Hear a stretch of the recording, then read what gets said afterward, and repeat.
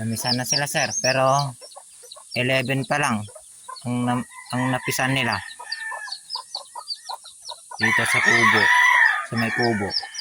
Tapos meron pang natirang 8.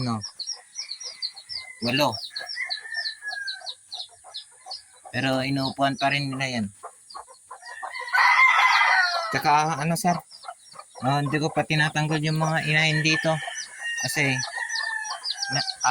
ayusin ko yung nandun sa taas, sa kulungan yung nandun sa taas.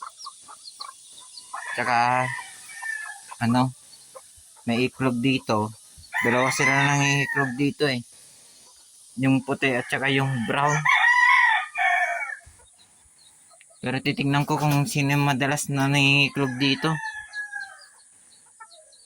Para nagtatagal na umuupo. Para matanggal ko yung iba dito na. Pero kanina habang kumakain yung mga nandito eh. Di naman sila nag-aaway-aaway. Di naman nila inaano itong mga sisiw. Ayan. Nakakabawi ka na din sa mga namatay mong sisiw dyan sa inyo. Meron pang 8 doon na hindi pa pisa. So yung iklog naman dito sa kabila, merong 6.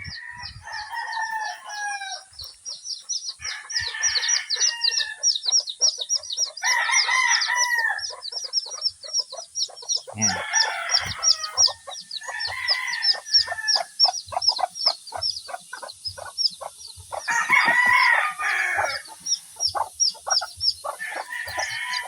Ay. Ayan. Lumalabas sila ngayon para magpainit, magpaaraw.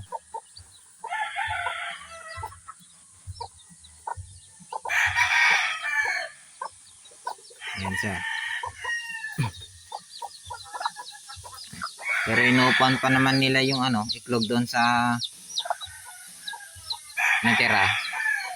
Sa natirang iklog nila. Babalikan pa naman. Lumabas lang. Ay.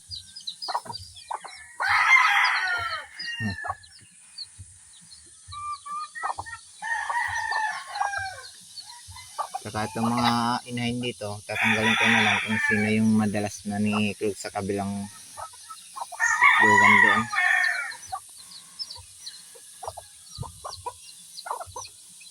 Doon sa 6 na iklog.